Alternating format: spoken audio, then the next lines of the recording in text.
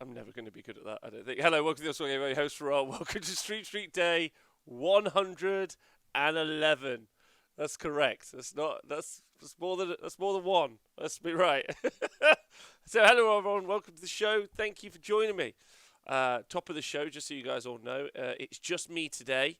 Um, uh, for a bunch of reasons, but I have some great guests on all week. I've got Vince Ventrella is on Thursday, and why he thinks generic endless spells being taken out of the game is bad for the game. I've also got LLV, and we are going to be doing a GHB 2019 wrap-up stat show, which I'm very excited about as well. So very exciting. And I think I got John on Friday to talk Scottish Age of Sigmar, and of course I got the stats guys tomorrow, Val and the Falcon. So for today, you guys are just going to have to deal with just me. Hello, Andrew Tate. Yeah, I'll do some push-ups later. Hells yeah. I'm going to make sure the shows start at 12 p.m. British summertime as well, so BST every day. I was late today, and I do apologise about that. That's my fault. So hello, everyone. Welcome to the show.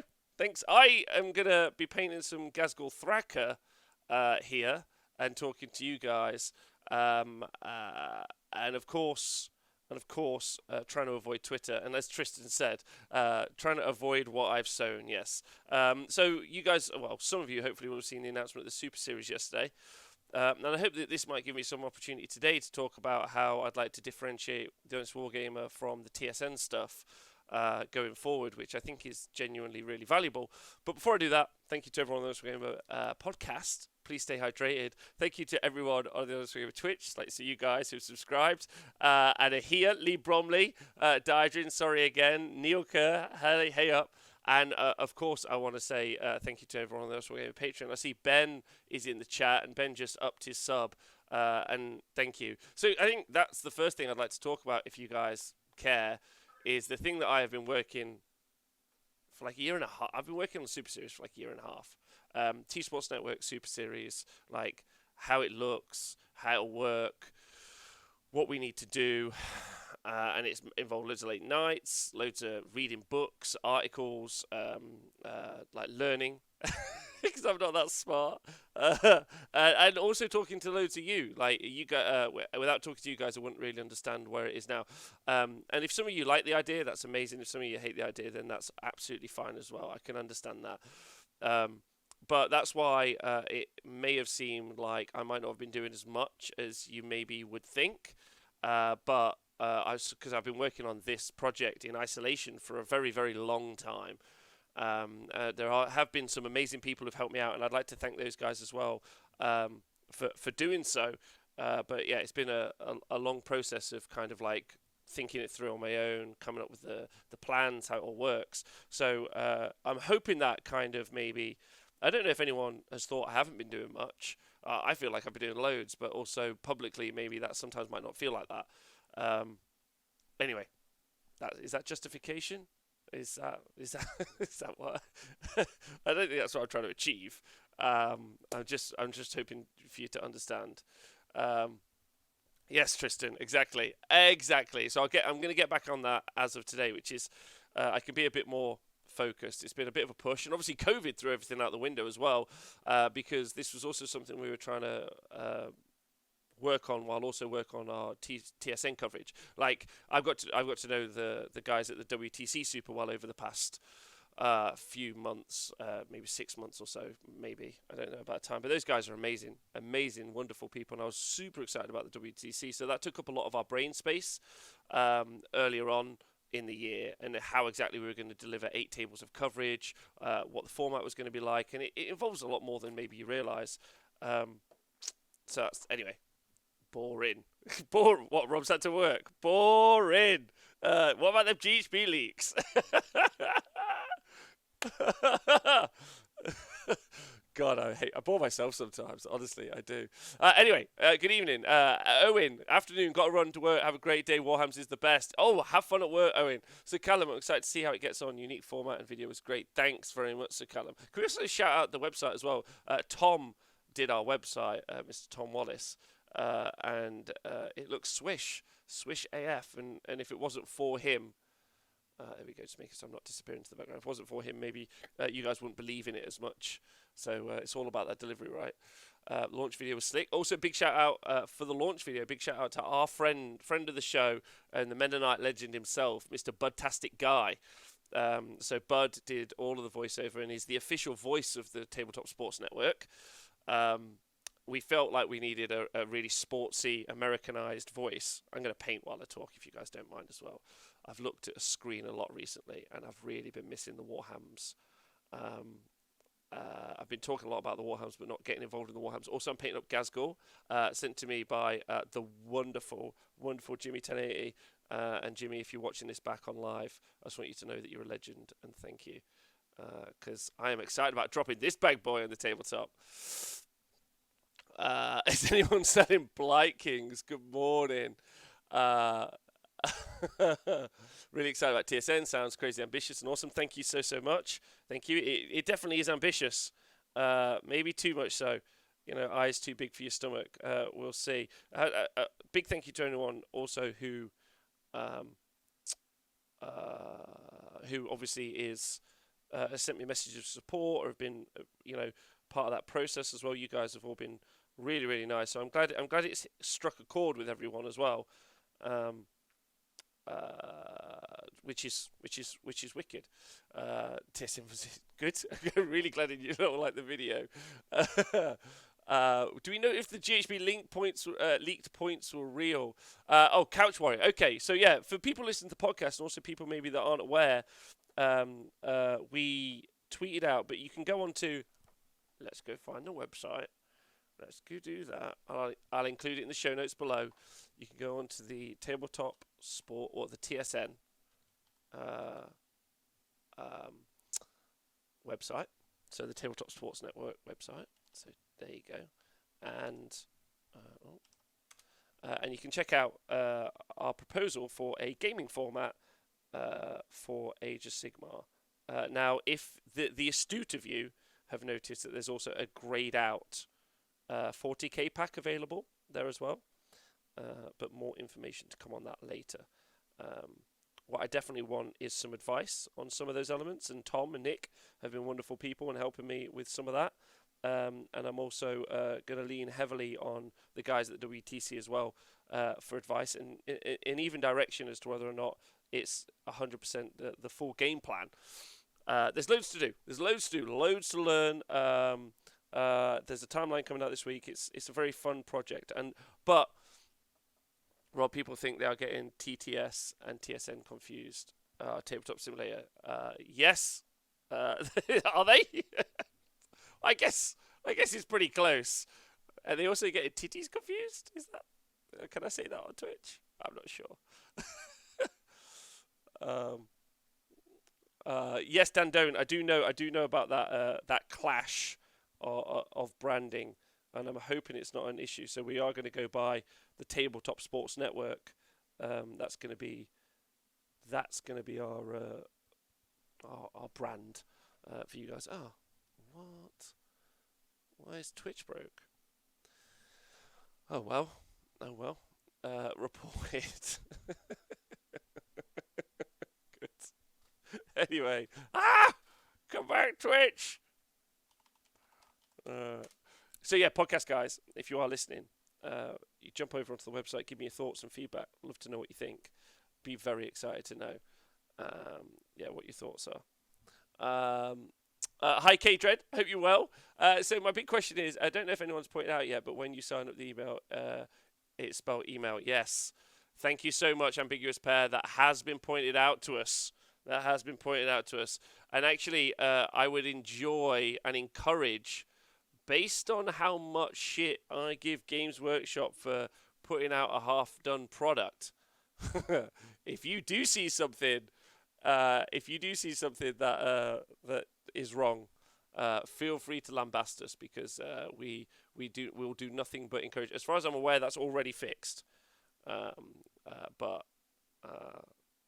I would encourage people to have a go if they see something. Thanks, Scott.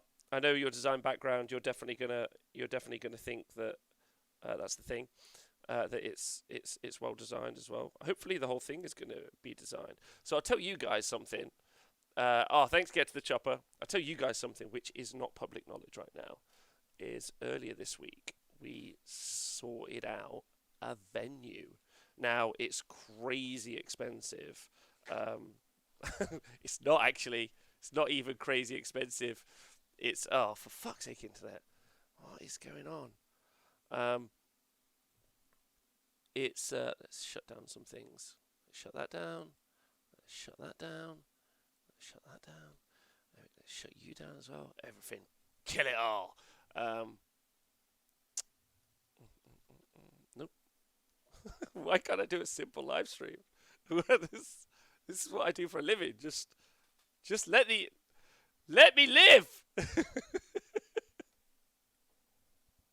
I already felt, to be honest, podcast guys, I already felt a little bit awkward about doing this show today as well. Like, I want the ambiguous nature of what I'm doing with one project to not affect the other project, being the Honest Wargamer. But yes, it did.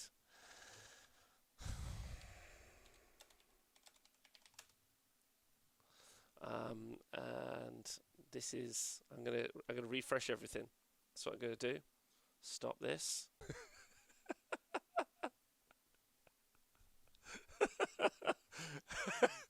Hello, welcome to Street Street Day 111, where the internet's had so much of me that it doesn't want to be a part of me anymore. It wants me off the internet. It doesn't want me, and I don't blame it.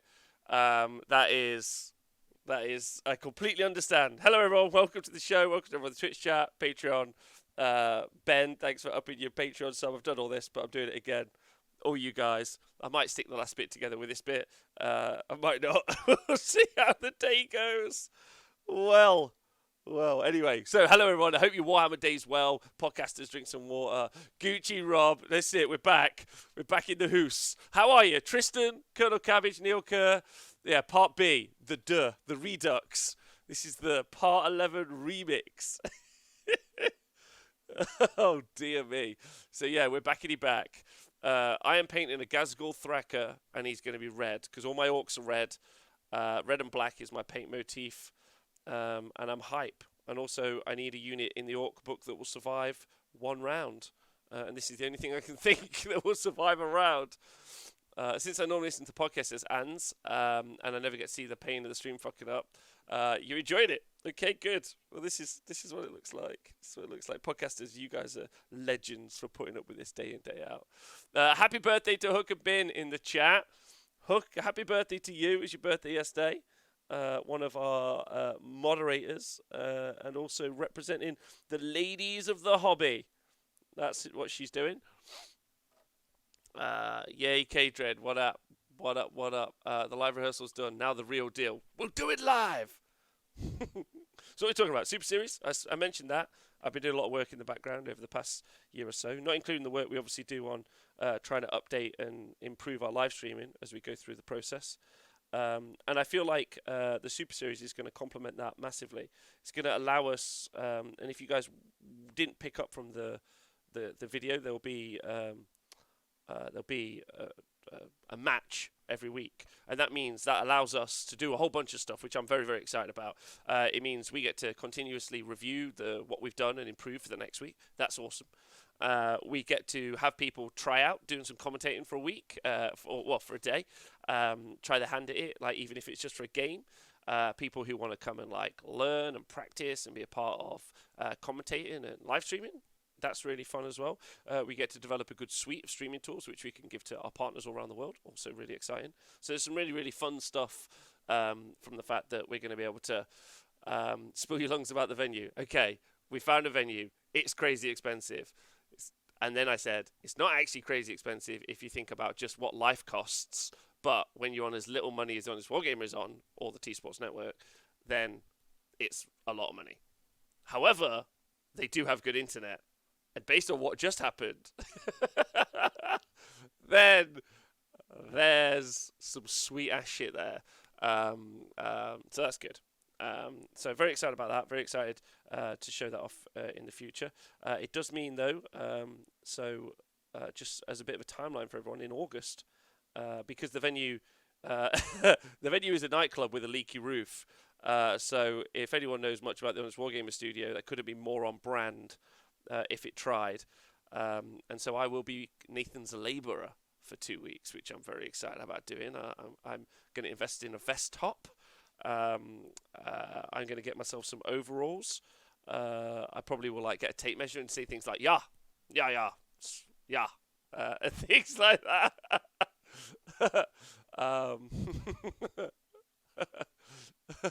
So hello everyone. Yeah, can't wait to see Eels get banned. Right, okay. So that's let's touch on the GHB.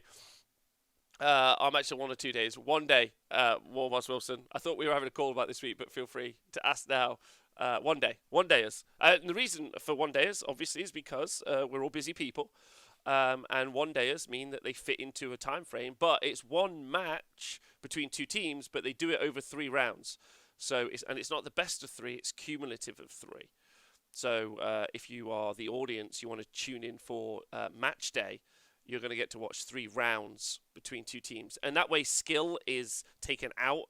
Skill is more important than luck. So some lucky matchups. So your skill in the draw process, your skill in the matches. You'll end up with better winners over a single day. I think that makes more sense. So the Honest Wargamer. So thanks, Ans. So that's a great question. I'd like to answer that because I think that's a good. All the images will be available on OnlyFans. And you must subscribe to my exclusive TikTok for all the actual details.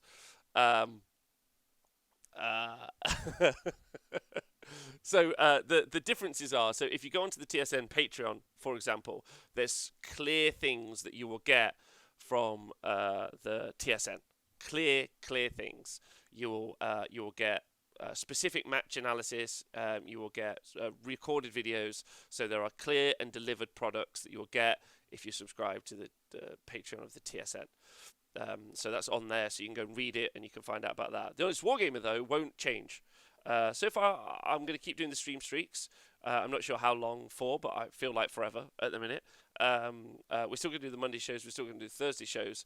And we're still going to do all the other content as well, like list diaries, reviews, analysis. There's some, now that some of the stuff for the TSN is out of the way, I'd be very, very excited to go back and review doing some more deep dive list analysis, some unit rundowns, and some other elements that we didn't do previously, as well as 40k stats, not 40k stats, 8 Sigma stats, and some other elements as well. And also with I don't want to tip my hand too much, but with the introduction of a venue, which obviously we haven't been able to do things in this hellish landscape that I call my studio, there's more opportunities to do things like have games where people come in and play games against me, do some more in-depth tutorials on tactics, expand the workbook, and all those elements, which I think are really important things, which the Honest Wargamer does. And the Honest Wargamer brand, and also what we do on the Honest Wargamer, is really important to me still, because I think that fair, independent review and media that you guys support is actually really, really important in the gaming industry. And the TSN is meant to be like an umbrella brand as well. Like, it's meant to be a specific thing designed for everyone, which is over there. And it's professional, and like sponsors and other people can be like, yeah, I like that. And they're less likely to be excited about, like, me and Nathan making dick jokes because of Gargants. But I don't want to stop doing that. So I'm going to keep doing that. And if you guys like it, then I love your support. I love that you've supported me till now. And I love that we're going to keep doing that in the future. I don't want that to go away. I want that to be that big family feel that I think that, you know, that war family feel that we talked about before, that I think the Honest Wargamer is. And I'd like to continue doing that forever, basically. And then the TSN is the professional part where, you know, I don't want to say it's dry. I'm hoping it's going to be super fun. Super, super fun. But this is the backstage where you actually get to talk to me. And you guys, have supported me that I can eat and develop that. This isn't going anywhere. Like, we have this one-on-one connection, which is really important to me. And that is eventually going to become a huge team collaborative project, I assume, over the course of the next few years. And I'm excited about that as well. I'm excited about working about people, but, you know, The Honest Wargamer is what it is. Us, just hanging out, which I love. So what's the questions? All right, let's ask me some questions.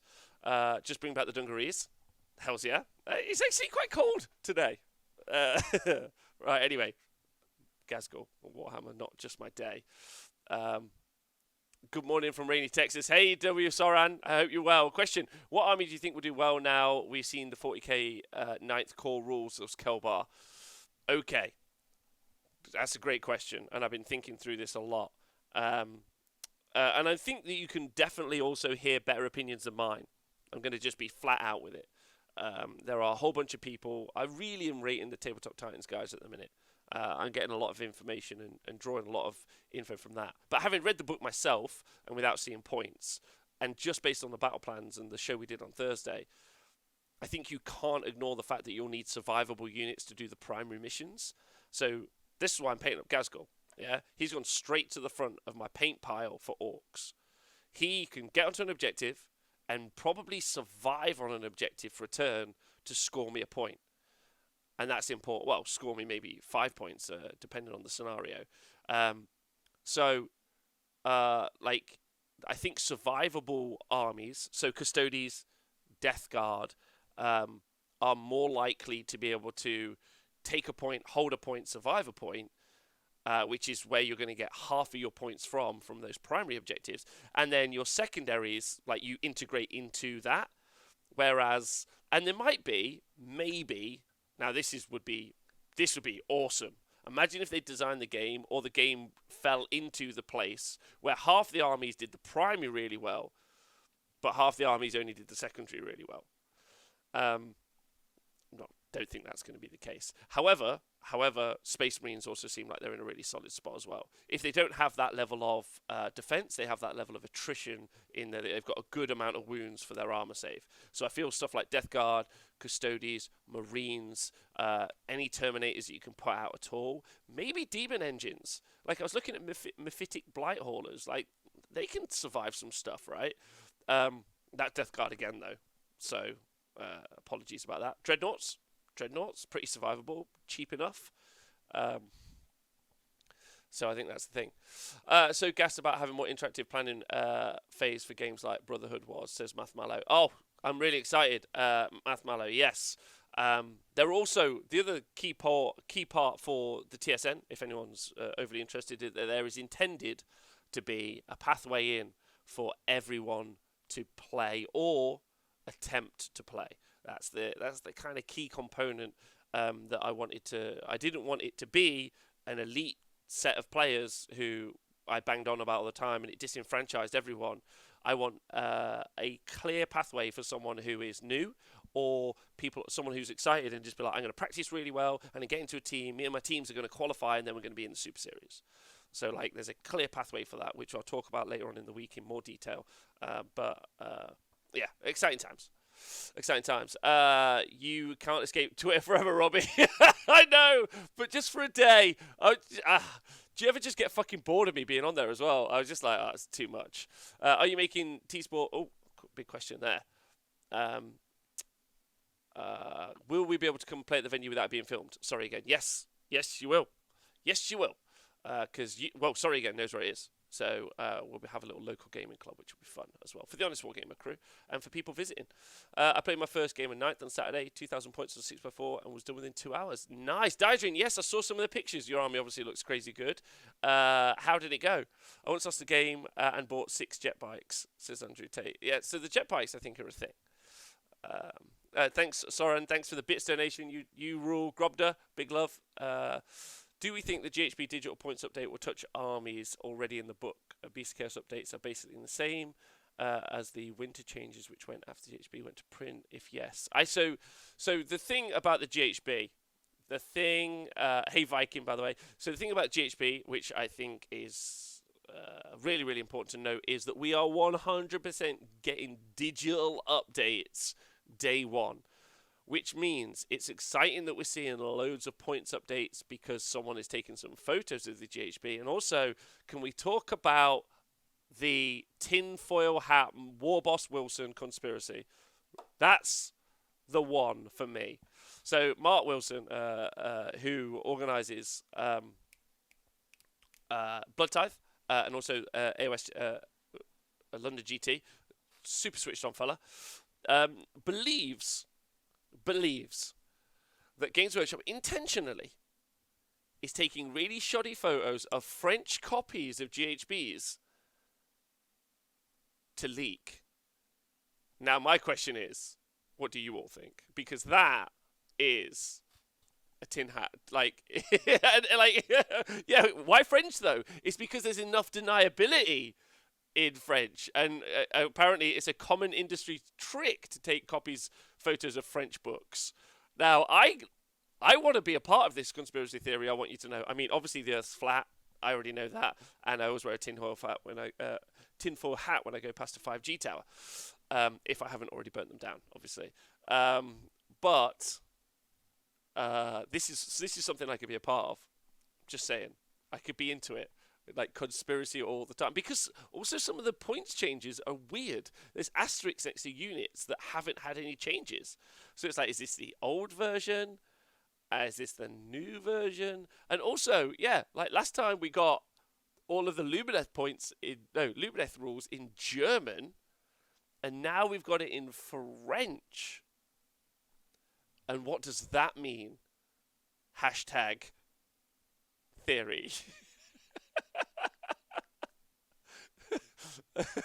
Apparently it's internal politics. Oh, nice. I like that. Maybe Games Workshop HQ got some issues with Games Workshop France at the minute. Yeah? And they need to come down on them like a ton of bricks. So they're releasing, from Games Workshop HQ based in England, they're releasing French stuff, and then they bollocking all of the French Games Workshop employees, and they're like, how dare you? How dare you be doing this? Yeah? And they use that to like assert some dominance and power.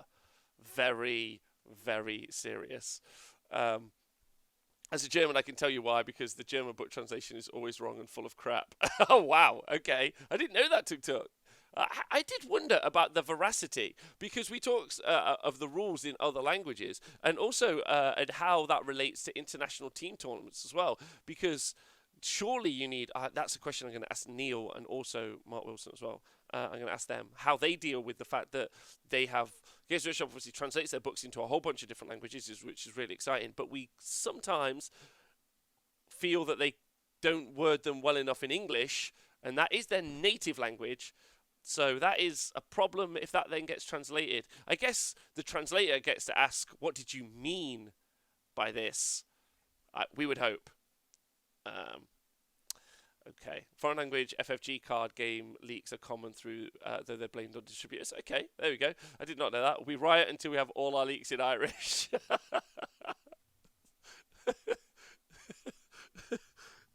There's no jokes I'm making there. I've avoided that. I get on really well with all the Irish. Robbie starting GW and not. Yes. Can we talk about how little Nighthaunt got, says Helgemar? Okay, yeah. Blight King's down 20 while Glaive Wraith Stalkers are untouched. Will Nighthaunt be the first AOS army stop existing with it joining Legion of Nagash in the next book? I think Nighthaunt have actually got big legs for a new book. They need sub-faction rules. Definitely, they need a rework on a whole bunch of those elements. They need also differentiating away from Legion of Nagash more.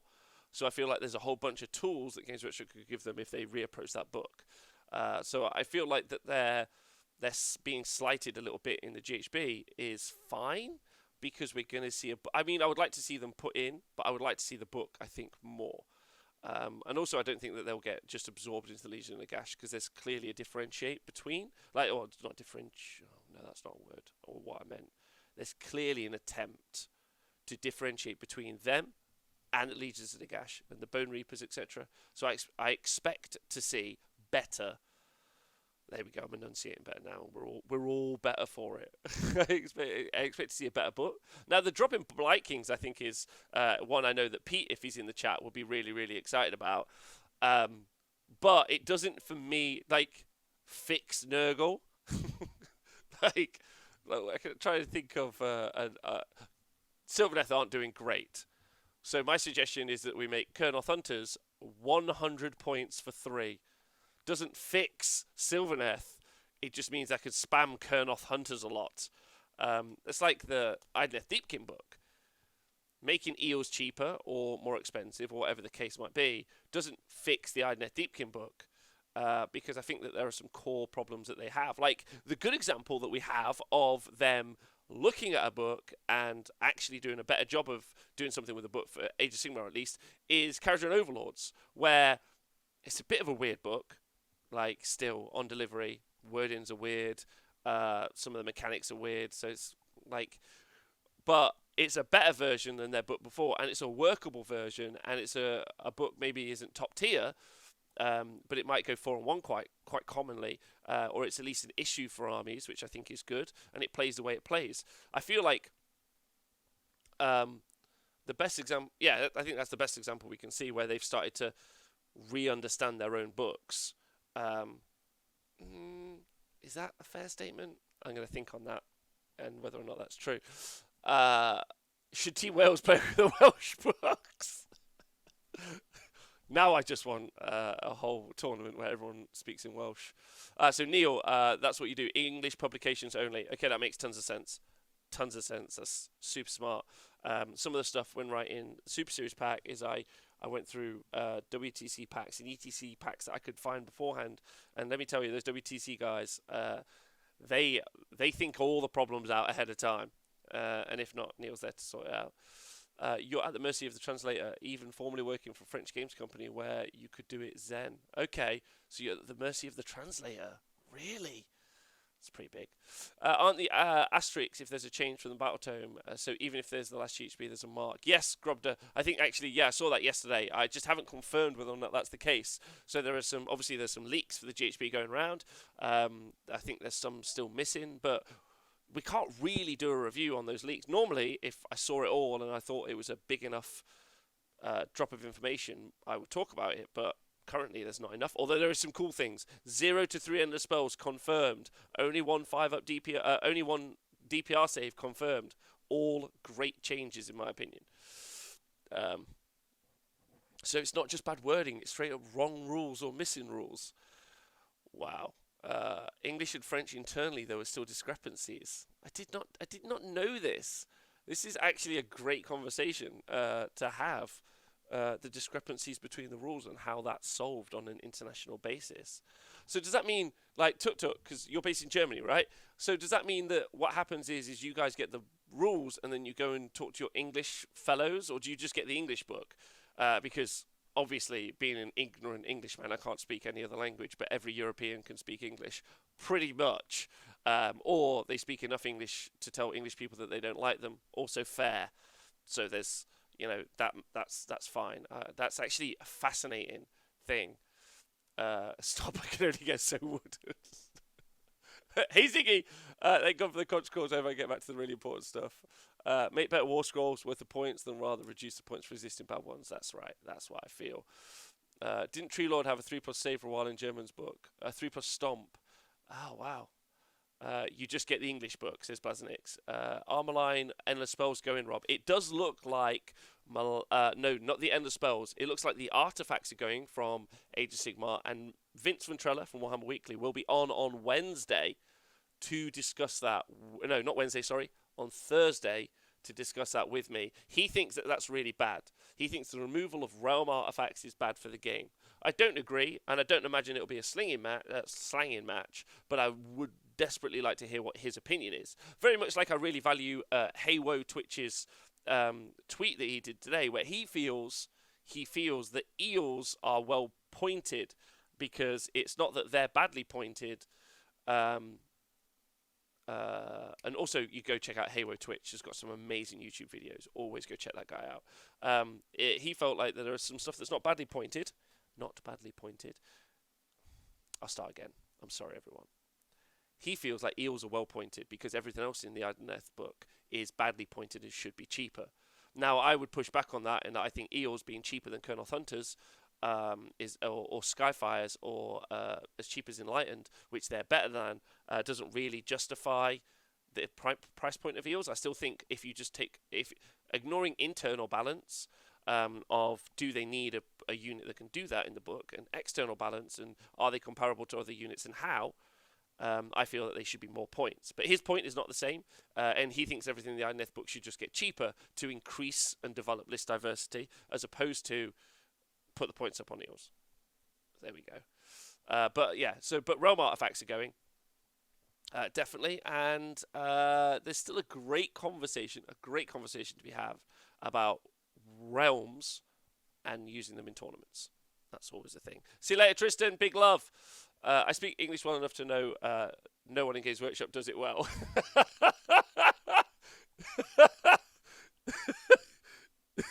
That is so embarrassing. Like, for a games company, it's like...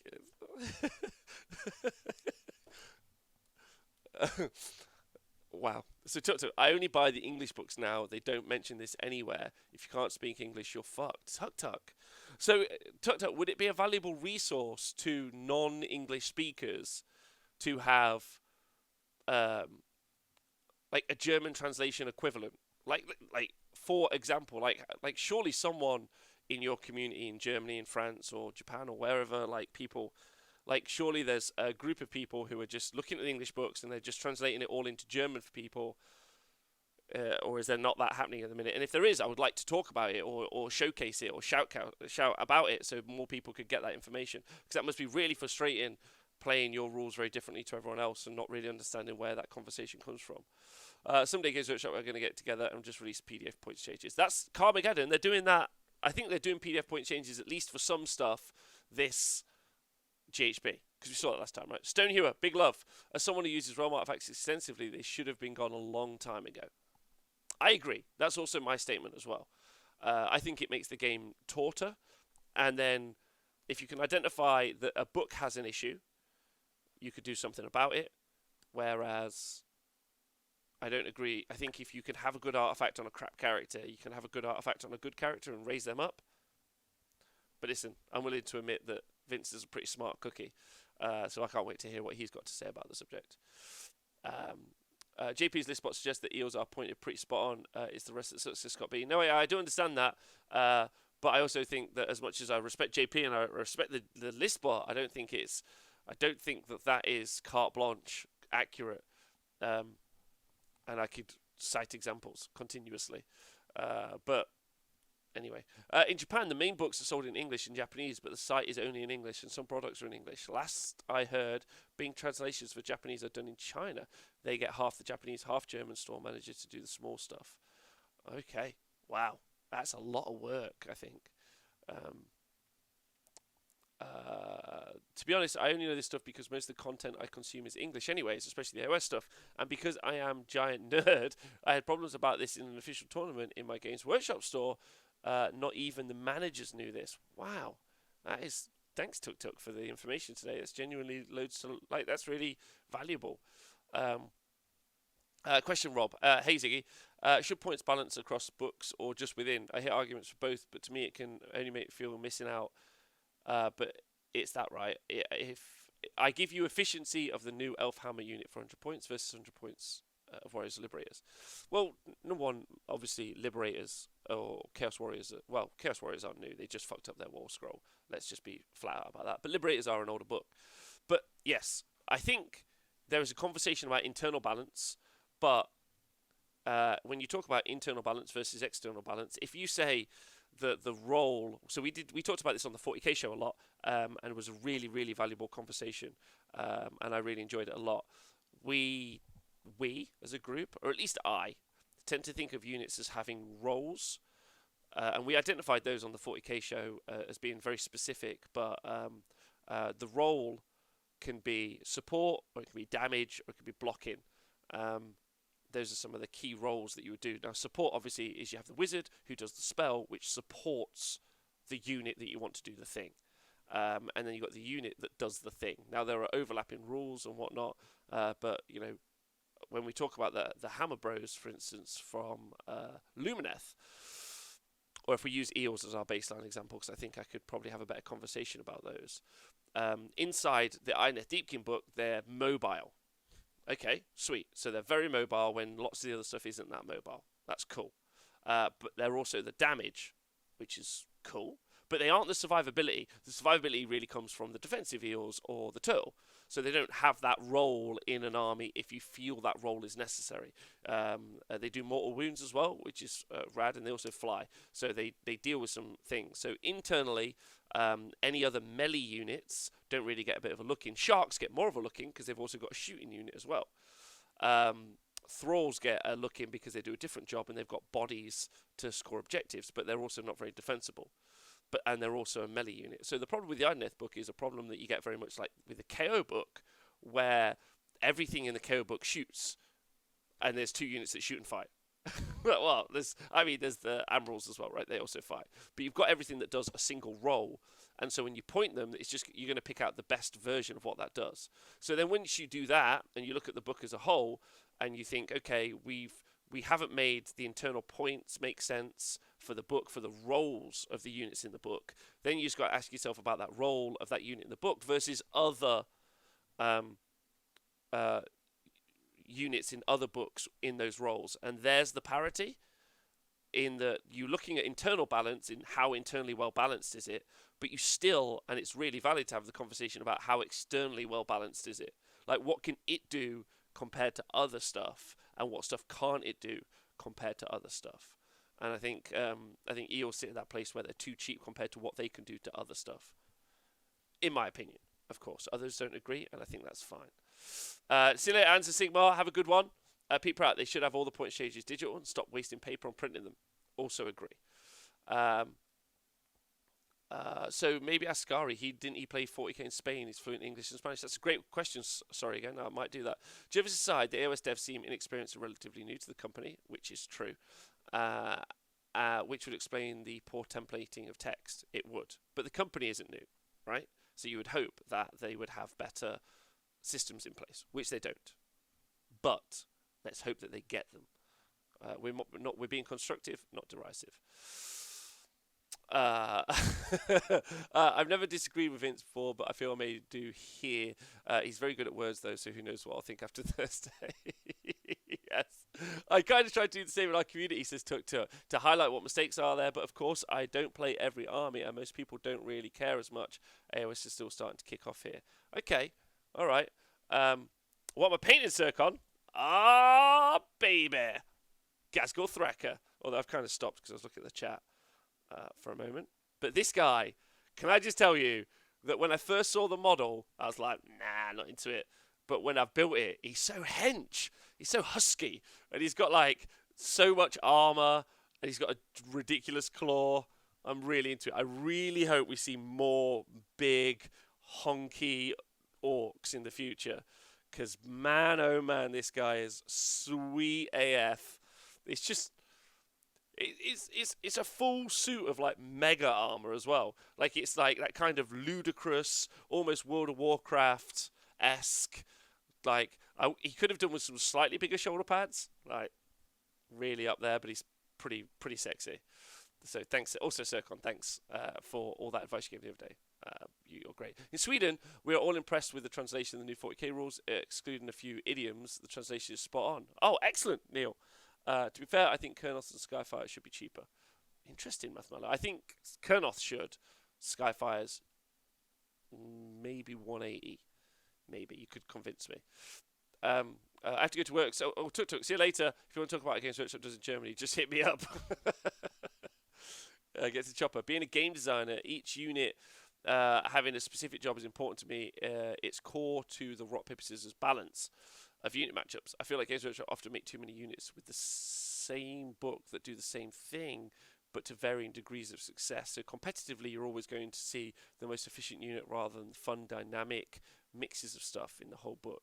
Now, I think we can actually make some justification for Games Workshop in this, and I would like to, because they operate, we are told, and I understood when I was there, that the model designers design the models, and then the rules guys and the narrative guys create stuff based on that.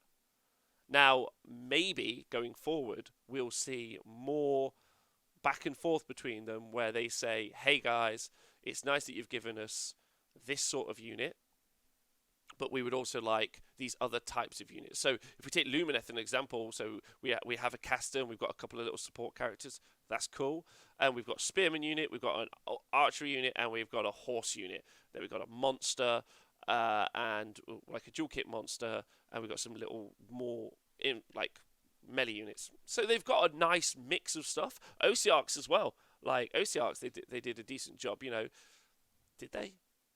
Well, they had a cavalry unit, an infantry unit, a kind of elite infantry unit. They had some casters. They had a big character, and then they had artillery. So for a very limited book, they got an excellent array of units, and maybe that's something that we might see in the future, that they've started to think more cohesively about how they're going to design the rules, so they've pushed that back to the miniature designers. But at the minute, as we understand it, they design the miniatures, then the rules guys and the narrative guys create things off the back of that. So if they're given an entire army that's all got guns, they obviously are going to have to write rules for that, and that's a hard project anyway, right? Variety in Ida Deepkin mostly comes from people taking other stuff because they want to, rather than because anything jumps out being better than to bring 21 eels. Yeah. Points adjustments should be monthly, promptly on the first of each month. Ooh, it's too much. That's too much, I reckon. Hey, learn, trade, play. I live in Spain. What's the rules like there? Like the translations. I love that model. Have you painted this guy up? This guy is the one. Oh my god, I can't wait to get him finished. And then I'm going to play some 9th edition. I'm going to smoke some fools. That's my plan. That model alone could get me to 40k. Well, this is the thing about orcs. Traditionally, you would start off by painting up your 90 orc boys. And then it's boys or toys, right? Like, do I have more boys or do I have more toys? But I do think this version of 40k is going to be a lot toys orientated, so elite. And orcs do fall down a little bit, because they've got things like mega knobs, but I think the elites that other armies have are better. So it's really where they stand. I think mech guns might have slipped through because it's such a massive cash cow for Games Workshop in how many mech guns you have to buy. And if that's true, I'm really happy because I've got loads of mech guns, so that's fun. Isn't Gaz just under all that armor? Yeah, he is. John Grammaticus, also great name. But he's got a really tiny waist. He's got like a really diddy butt. Like he's like all swole on top. So he's got like prison body, like just all big on top. Done no leg day. So classic big boy at the gym syndrome on the lash. I don't get how Lumineth was only so few models. Where's Tyrion Dragons? I think so. That's also someone brought that up to me recently. Because they'll expand. Like, look at Mechanicum recently for 40k. Like, I would prefer that they did that. I think they give us a small wave, and because I also want them to think about it more. I want them to do the Mechanicum range, which they were making the Mechanicum stuff when I don't think they were really together or made sense as a company. Still turned over £100 million that year, but doesn't matter. It was still who am I to talk about that? But now they've identified, they're like, look, we need some mobile units, some transports, we need these things for Mechanicum, and they've got integrated onto it. So then the next thing you could say to yourself is like, well, maybe they've got the big elite robots, so they've got the Castellans, but maybe they need like a couple of like, 2-man big robots that go punching stuff, like Gazgul size or bigger, or maybe they need, I don't think they'll make Horde units much anymore, but a Horde-esque unit. Whereas you look at Gene Stealers and you think, okay, they had a big new wave of new stuff, which is really cool when they did that. And I like that they're doing that. I would prefer that they did that with this. And if we started to see some of those early books like Fire Slayers, I'd like to see some big hench other types of Magma Droths, or maybe some siege engines or something, so it's not just loads of ginger dudes. It would be cool to see some of those early books getting more things and have bigger books. Because if you're into that army, if you're like, yeah, fuck yeah, I love this stuff, just having a few more extra bits to add to that army is cool as, I think anyway. Minis come first. That said, a different design philosophy can easily differentiate similar army. Yes, Ben, I agree. Rob, Gaz isn't red. Why can't he be red? I was going to paint him red. Shut up. Like, how dare you? He's going to paint him red. I won't even call him Gazgul Threcker then. I'll call him Gazgul Wrecker. Now I've got you. Uh, but if you want some smoke to smoke some falls in ninth ed, you should be getting paint on more Admate. They are fairly broken right now. Yeah, Neil, I've heard. But I also big shout out to Sorry Again, Trelly, also Primo. I've also been on the Death Guard hype, so I've been building up my Death Guard, and I'm gonna run Mortarion and some Elite Bros. I reckon as a fun. That's gonna be my like elite army. So I'm thinking of just going Termies, just really just boxing into that kind of that survivability element of the Death Guard, and then just try and just knock that out. I think that's going to be a really fun project that I'm hopefully going to get done fairly soon. But if you want, the rules translate pretty well for the most part. Okay, in Spanish. Sometimes things can get confusing. That's true in English as well, though, bro. So. You say this, but most 2.0 books that had books in 1.0, like Sylvaneth, got one hero for the second book. Yeah, I just think that they're taking their time on it, right? I mean, we only have seen this year, 40k had a grossly accelerated consolidation phase. Age of Sigmar launched 5 years ago, as of this weekend, and we've seen it's taken till now to consolidate everything with the release of the Slaves to Darkness book was the final consolidation of everything, which is only 6 months ago. And so, like, whereas they consolidated everything in a 2-year block, they were like, done. So, 40k is a little bit ahead of us in those ways. So I think we might start to see the Age of Sigmar consolidation and then release stuff. Like, so they consolidate everything in 40k, and they're like, right, add more Marines. That's always going to be the case. We'll definitely get more Stormcast. Now let's re-envision Necrons. So we've seen that happen a few times with, Nighthaunt was all new, wasn't it? So that doesn't count. Nurgle, Slanesh, like that expansion. But I felt like that was consolidation as well. They were like, Slanesh, the Slanesh range is pretty crap, right? Slanesh range, and they kind of nailed that. I think. Watching Manichima on Glass Summer, he went for mechanized Death Guard with Plague Marines with double knives. Yes, I've heard that's a thing at the minute. I don't like the Plague Burst crawlers. I think they're derpy looking, so I think I'd like to avoid that as well. But the Mephitic Blight Haulers, I'm well into. Hearing you been painting Custodians these past few months for the same reason, would be nice to run some small elite and learn new rules until the admit hype dies down. Yeah, hell's yeah. I'm a bit worried about Mortarion just getting one shot off the board, but I think some Death Shroud Terminators and some other big, really tanky units dropping down and engaging. It's kind of like playing evil Custodians, but probably worse Custodians. Probably worse, but still quite cool. Why are we avoiding Twitter? Just today, I'm avoiding Twitter because I posted a lot on Twitter yesterday, so I just feel engaged. I over-engaged with Twitter yesterday. It's Queekster, that's all, bud.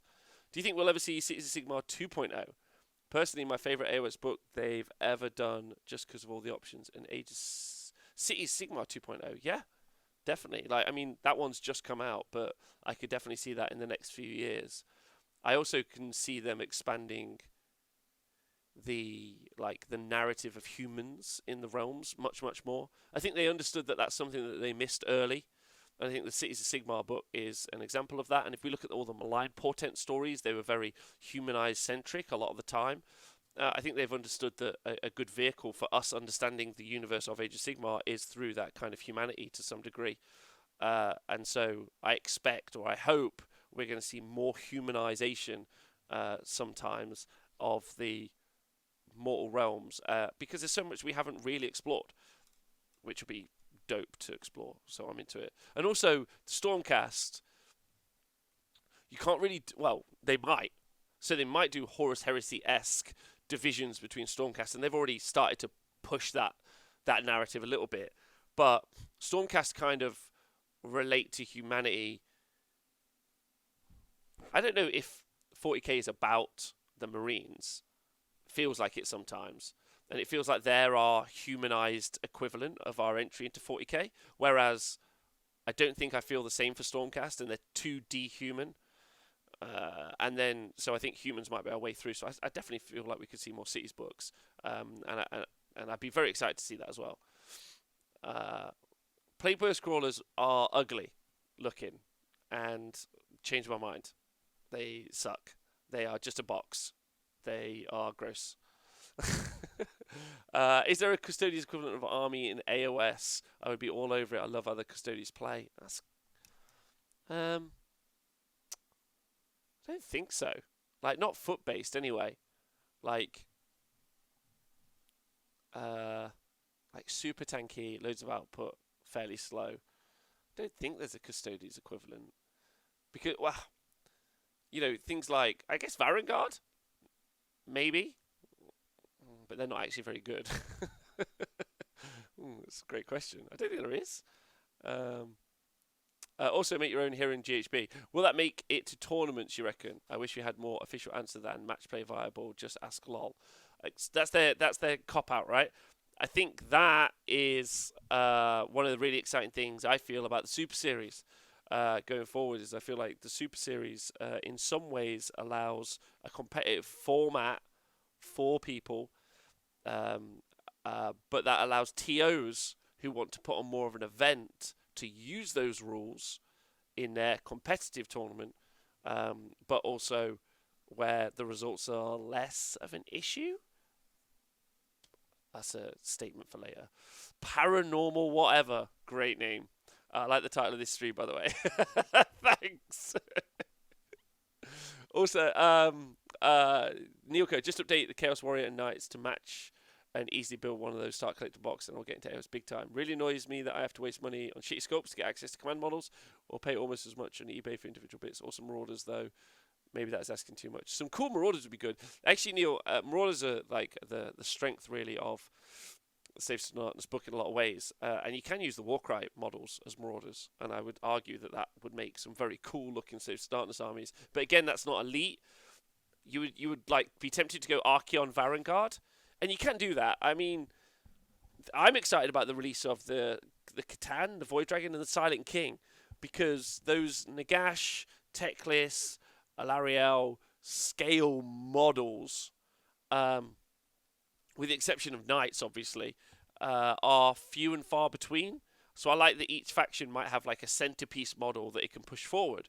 And it does mean that you can build like a more elite version of an army for that parity. And with the smaller boards and with also the points hike, which I definitely think we'll see in GHB, or in the next Age of Sigmar, we'll see smaller boards and we'll see less models on the tabletop. I think that they will encourage us to have less models on the tabletop going forward. I think that's definitely going to be the case. In which case, those elite armies are going to fare better. But I don't know if there are loads of examples of like solid elite units in the game. Viking just got me pointed out. So much hype. Good. Colonel Cabbage. Destruction Army. Okay, you guys. Did you put push forward and Alario in the same sentence? Yeah. Push forward and do well with? I'm not sure. Cries in Skaven, Dandone. Dandone, you got Skaven are great. Skaven can do some great elite builds. They're not great builds, but they can do some. Like you could do Vermin Lords. So there's a thing. You could do Storm Fiends. They're pretty elite. So you don't have to do the tons of clan rats, but they are so good and active in the game that of course you're going to do clan rats as well. But you can build some elite and Storm Fiends are baller models. They look sweet, mixed with some Vermin Lords. Literally zero credibility. Hello, I'd love to try 40k World Eaters, but Games Workshop still sent those terrible 21-year-old ugly janky corn berserkers is just awful. I agree. And depending on where you're based, literally zero credibility, there are probably some really nice third-party sculpts for corn berserkers. And if you aren't required to use Games Workshop models in your local tournaments or the tournaments in your country, then you're in a really solid place to pick up some alternative models, which I would always encourage you to go look for as well. It just depends where you're based. 0 points to Lariel. Changed my mind. You can't. That's the Sylvaneth points haven't leaked yet for GHB, and I'm very excited to see those. I think that we need more of that 0 point Lariel, maybe even 2 Lariels for 0 points. Just saying. We all agree. That's the hardest line in the world, isn't it? Um, oh dear. Yeah, there's also some great Corn Berserker conversions, right? From like, I think Nick is using Blood Warriors. If you've seen those from the Age of Sigmar range, you could do some cool conversions there. Ghouls are still 100 points, still the best battle line in the game. Wow. Okay, that's what Virulent thinks. Free Lariel, but you have to pay for trees. Come at me. Oh my god. What?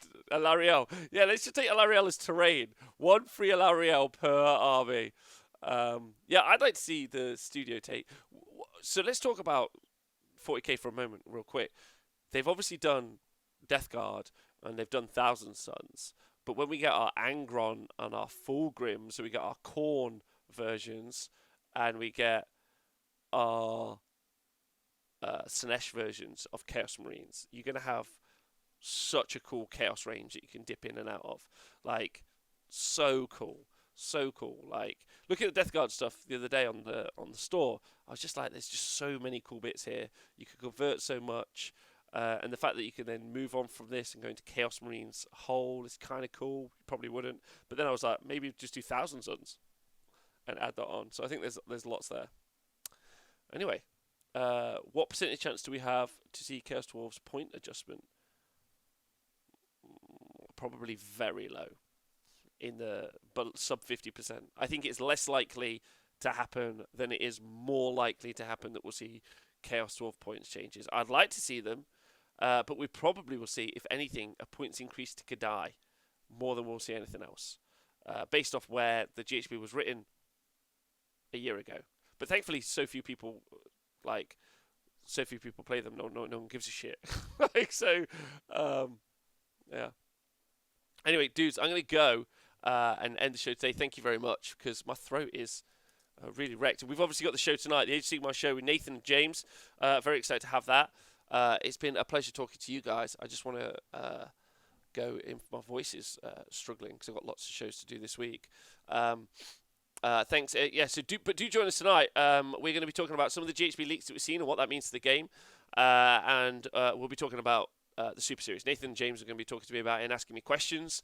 So it's going to be fun to talk about that if anyone is interested. If you're not, I can understand that. You guys are wonderful. Thanks for joining me. Dan Don't, K-Dread, T-Man Cash, sorry again, Helgamar, MJ Pegasus. Have a great day. Didn't get far on Gasgul, but one day soon. But join me this week. Got some amazing guests on the stream this week. 12 p.m. British Standard Summertime, or whatever the hell it's called. Yeah, see you guys later. Thanks for just being wonderful. Patreon guys, amazing. Just thank you from the bottom of my heart. Podcast guys, love you all.